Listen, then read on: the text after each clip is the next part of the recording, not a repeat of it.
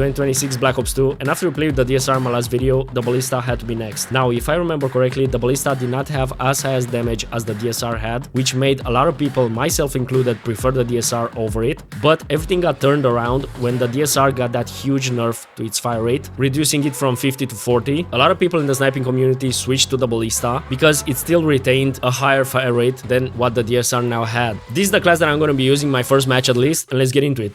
Domination.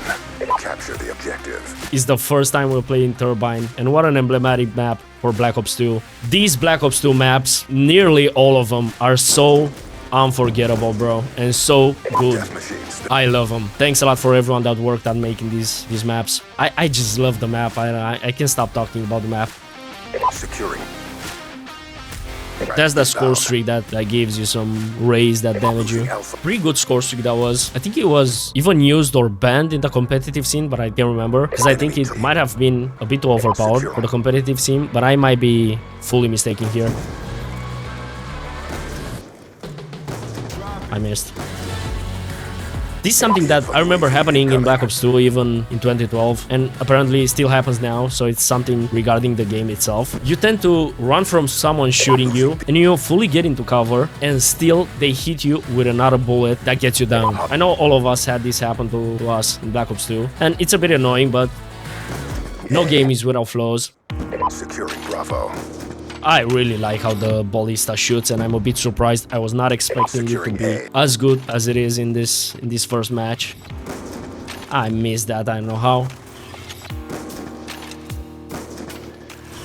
No, not the concussion. There's nothing I can do now. I'm fully moving my mouse, and you cannot escape the concussion when you're on PC. What a good map for trickshotters, right? You have this huge middle of the map that's open, and you got a lot of high points where you can go and jump from. Seeing it now, I also remember the YYing in Black Ops 2. YY being on controller on Xbox, you pressed the letter Y button and you would switch the weapon, and pressing it a second time you could cancel the switching, and it made this animation right here. And I really did that a lot back then, and I like it even today. I really like when I see the YY thing in newer video games, but it's not present in a lot of them. Only a few got this movement, but I really like when I see it in a game. Got a double here, quick double. Hit marker. This is the Ballista's biggest weakness. Even though it isn't as big, you get more hit markers with the Ballista. The fact is that with the DSR, these two hit markers would not have happened. Enemy took B. Hostile UAV incoming. Hunter-killer drone ready for deployment. Nah. It felt like I shot in time, but I didn't. We won the first game. I'm extremely excited that we played on Turbine. The weapon until now behaves way better than I expected. It's extremely good for quickscoping. I don't know if it scopes faster than the DSR did, but it feels a bit faster. I don't know if that's the case objectively, but yeah, great weapon for quickscoping. 26 with 18. Coming back to the weapon, it feels like it's a bit quicker, a bit snappier, and even a bit more precise when quickscoping. Again, I'm going based off what I feel while using the weapon. Maybe it being my second day playing the sniper, I also got a bit better at it. That can clearly be the case. Also, like I said, I got a better sensitivity for sniping in this game yesterday, and it really feels way better to use the sniper.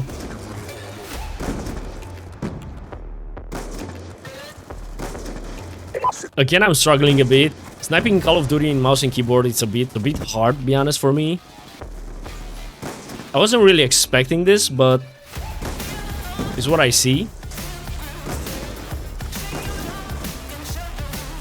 Hunter-killer drone on standby. That could have been it. That could have been a good clip, man. I missed the last one. Go, drone. Make us proud. The drone got a hit marker, and so did I at the same time. It's crazy. It baffles me how the drone gets a hit marker if someone is using a flap jacket, but that's how it is. Securing B. These hit markers, I'm losing it over some hit markers. I really struggle hitting someone, sniping in Black Ops 2. And when I do, and he gives me a hit marker, that's sad, man. The C4. I escaped the C4. But couldn't escape the shotgun, huh? No way. Losing B. What? I never saw anyone sitting there in all my time playing Black Ops 2. What a lucky headshot that was. And I got concussed. And when you get concussed on PC, it ends. It ends the play. The concussion, to be honest, might be, with the shock charge, the most powerful tactical equipment in the game. Trying to head glitch here, but kind of helps, but not that much. When I fight someone head glitching, I swear it takes me ages to hit him. But when I do it, it feels like it's nothing. They just straight up hit me. Hostile EMP systems detonated. What a cool looking score streak, right? The EMP. The EMP, it's a cool score streak. I never used it back in the day, but firstly, it looks kind of nice. And secondly, I think it's a cool score streak to have. The idea, in my opinion, might be you get a score streak that can destroy all other score streaks in the enemy team. But it's a bit hard to get, and so you can't really use it for this purpose. Because in the amount of time you get an EMP system score streak, you can get a low star or a Warhog or an orbital VSAT. The Ballista, it's a bit better than I expected. You get hit markers. I can see now in my second game, I got 2 or 3 hit markers while hitting enemies, but it's whatever. I think it's a bit balanced to have one sniper rifle that has better damage, but a slower fire rate, like the DSR is, and one that's a bit lower in damage, but with a higher fire rate. And so if you are more precise, you can get more people one after the other. So I think the Ballista is pretty much balanced with lower damage, because if the Ballista had the DSR level of damage, the DSR would be straight up worse and no one would use it. At least the DSR got used by people that trick-shotted, right? And so after the nerf that the DSR had, that had a lot of people upset, myself included. To be honest, the Ballista and the DSR are pretty balanced, in fact. And so the nerf wasn't that bad, taking a second look at it. Care package inbound. I think I get a hit marker if I shoot the arms of the player. Someone here. No way I shot that metal bar. Fight. Bravo. Ooh. Time's almost up. Somebody save me.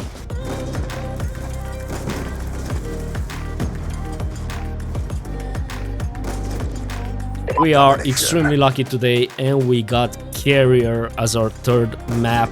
I'm extremely happy about it. Great map in my opinion. I like Carrier a lot as well. This is a map that a lot of people got trickshot clips on.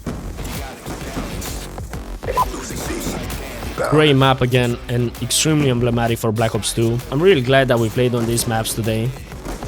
And they really go hand in hand with the weapon that we're using, which is the Ballista.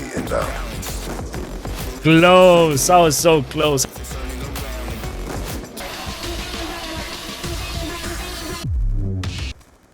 Nah! It's so hard to hit someone that's head glitching.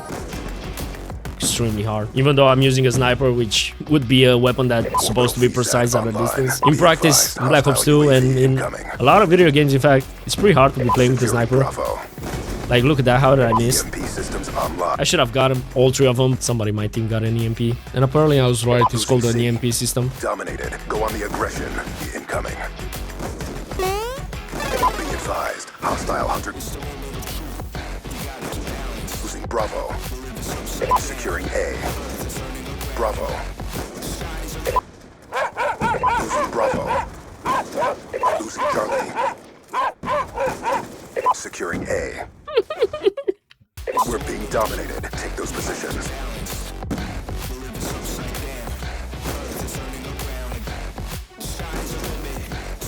Both teams are pretty competitive. They're playing objective, which is pretty surprising for me. I'm not really that concerned about the objective of the game. We're playing domination.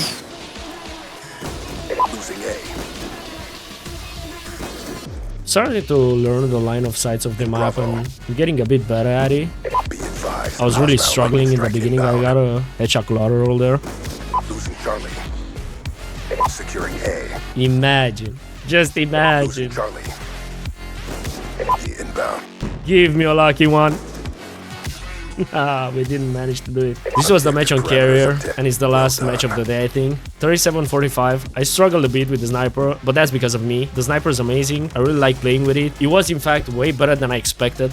I expected it to be a bit weaker than it is, and even though you get some hit markers with it, you don't get as many as I imagined. If you're hitting chest and above, you get a one-shot, and so the one-shot potential is not that low. In fact, it's pretty decent, and I feel like both of them, the DSR and the Ballista, are balanced in this way. We got one that's more powerful, and its one-shot potential is higher, which is the DSR, and so if you want to go for a trick shot, you use the DSR, but the Ballista having a faster fire rate than the DSR makes it better for clips where you want to get quads, triples, and so on. I feel it's pretty balanced this way. Unfortunately, one thing that I'm pretty disappointed about, now that we've played with the Ballista, we got all the sniper rifles in the game that are bolt action, and I feel like having only 2 sniper rifles in a Call of Duty game that are bolt action is too low of a number. I felt the need to have at least a third one. The only one left are the XRP, XPR, I don't know exactly its name, and the one that SV something that's imitating the Dragunov. But coming back to the Ballista and the fun that we had today, I really enjoyed playing with it. I like playing Black Ops 2 and posting these videos for all of you, especially these two with the DSR and the Ballista, and I want to thank all of you for watching. Stay tuned for more to come.